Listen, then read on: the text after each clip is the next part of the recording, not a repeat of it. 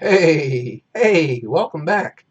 Hey, you didn't drop the class yet. I'm very happy. I don't even know when the drop deadline is these days. Because we're in such a weird semester. But anyway, welcome to lecture number 2, Public Speaking, Fall 2020 with me, Dr. Steve Yano. Last lecture, we talked about the 3 things any good speech has in it. Now let's talk a little bit more about putting a speech together, some of the basics for this first speech that's coming due relatively soon. I think you have some time to work on it. By the way, in the Discord, that's open for you to chat. You can ask questions, share ideas, talk about whatever you want in there. The audio channels that are in there are for you. Everything in there is for you. It's designed for you to make this class and the semester productive and useful for you.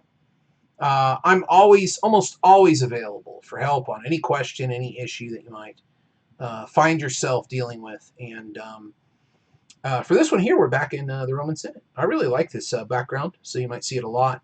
And I just want you to think of the entire semester about the connections between what this guy is doing. Whoops, this guy. I need to flip the screen around. Yeah, this guy. Is he doing anything particularly different than what I'm doing right now? Trying to get attention, trying to hold your attention, speaking strongly, speaking with conviction. And I want you to think at the beginning of this video too here, what it is that makes one speaker command attention, what makes one not.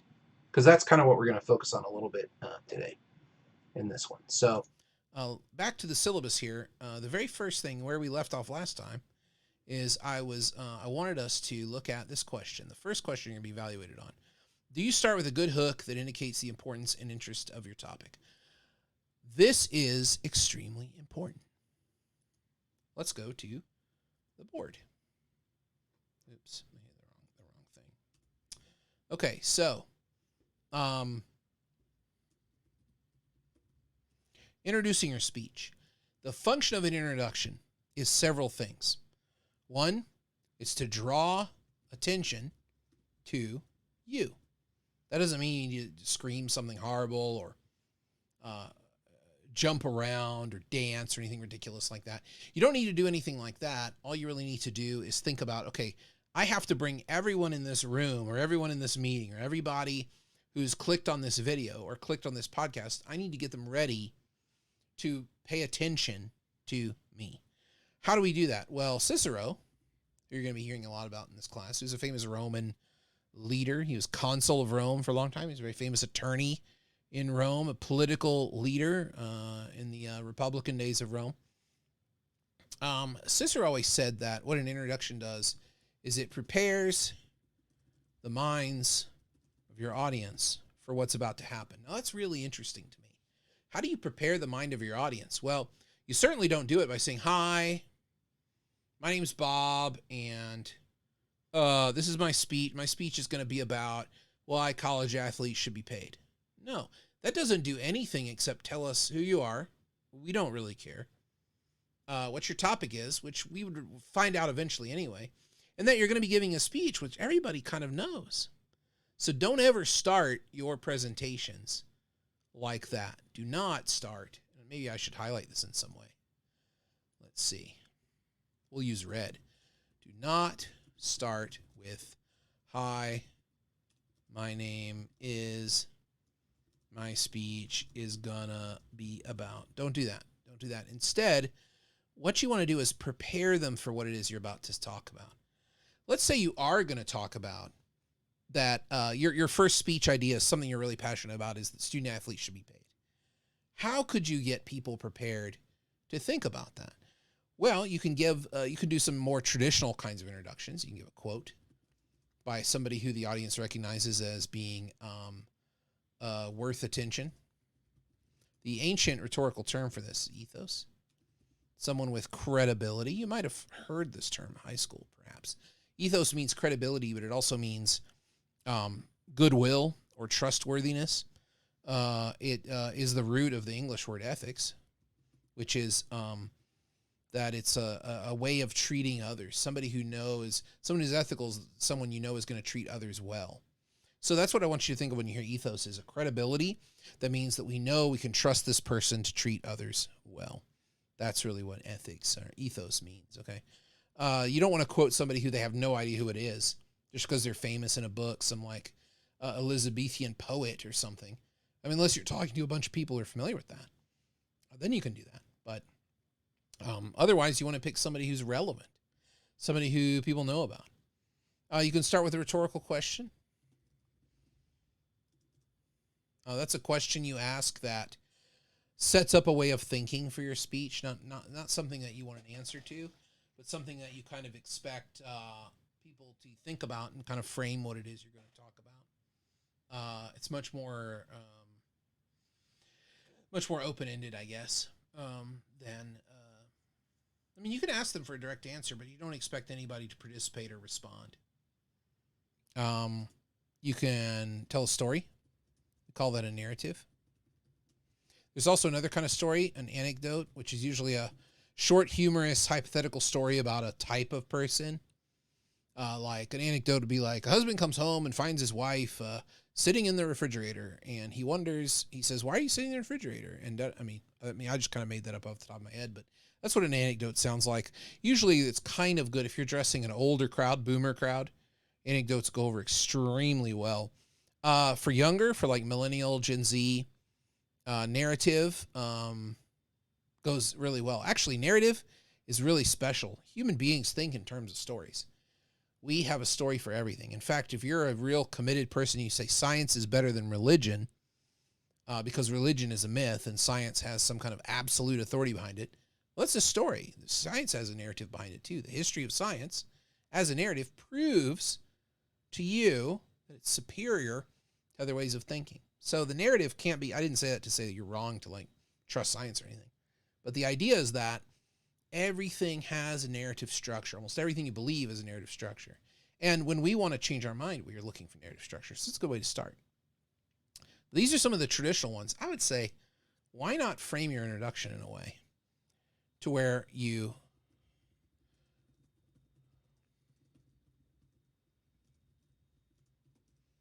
constitute your audience as the people you know they can be. We all love college sports. Maybe we're not big fans of it. Maybe we don't watch it all the time. But that idea that someone could go out there, give it their all through practice and training and really excel on the court in a contest against another human being is at the core of the belief of what makes humans human. Now imagine we get all this benefit, all these stories, all those great moments of athletic prowess and success on the football field, the basketball court, of people going head to head and someone triumphing, or even the tale of the underdog, the team that keeps losing and losing comes back. And we all love that kind of story. Now imagine that the people who are providing this joy and heartbreak to us, the stuff of our lives, imagine they're not being compensated at all. And imagine that they're told they're not being compensated because they're being given a free education, one that they have no time to engage in because they're working extremely hard on a sport that demands professional excellence. That is the life of the student athlete. And that is why I believe they should be paid. Now, okay, so that's my example. Now, I've been doing this for a very long time, so you might have been blown away by that or think, oh my God, that's really crazy that he just did that off the top of his head. I have no notes. I don't know how to prove this to you. I have no notes. Just kind of made it up. The reason I'm able to do that is because I have been thinking for a very, very, very long time about how to bring an audience together around a unified principle or an attitude. And those are extremely powerful terms for putting a speech together. A principle is a way that we make judgments that we wouldn't ever abandon. We would always return to it in crisis situations. So a principle might be something like, well, everyone deserves a second chance, or we should trust people who are honest with us. We should be honest with them, or something like that. These are very simple ones, but a principle is a commitment to a kind of judgment that we would always hold when we face crisis situations. And that's a wonderful thing to use to kind of coalesce and put the audience into the kind of people you know they can be. A lot of speech advice is, well, your audience is going to be kind of dumb, so, make sure you don't use too many fancy words, and make sure you don't lose them. I don't know about this advice. I think it's much, much, much better to think positively about your audience, about who they could be, what they're capable of, and speak to them at that level of engagement. And principle helps us do that. Attitude is simply, how do you feel about something? Maybe I should write these down in here, huh? A principle is like a way to judge that we rely on often. And we wouldn't want to abandon it because it's good. It's a good way of sorting through crisis situations. Attitude. Attitude is the way we feel about something or someone. An attitude is a collection of feelings. When we understand a group of people or a situation to have a motive, that we figured out what they're trying to get, then we have reached the point of attitude, being able to construct an attitude. So constitute the audience as the people you know they can be. Start off with something really interesting, a hook.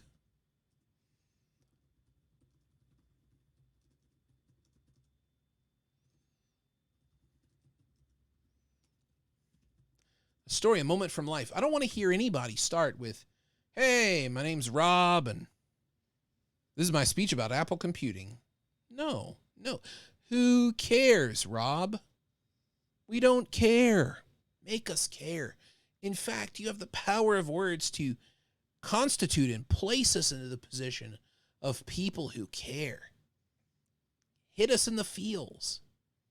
Make us realize we have to pay attention. And this goes for, I used a heavy persuasive topic, but even an informative topic. We just had the hurricane in the South. Now, governors and police officers and other public officials are providing evacuation information, which has inside it the implicit attitude of, you should want to leave. You should want to evacuate. Here's all the different officials of the state saying, go here, don't take too much stuff, get out, leave this way, go that way.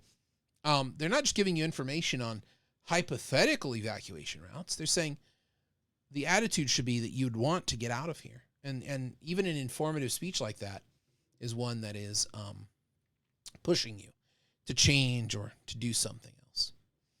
So on this first question, do you start with a good hook that indicates the importance and interest of your topic? How are you going to respond to that? How are you going to do that? How are you going to make sure that people are engaged and ready to listen to you? This is related to the next question, which we'll cover very quickly.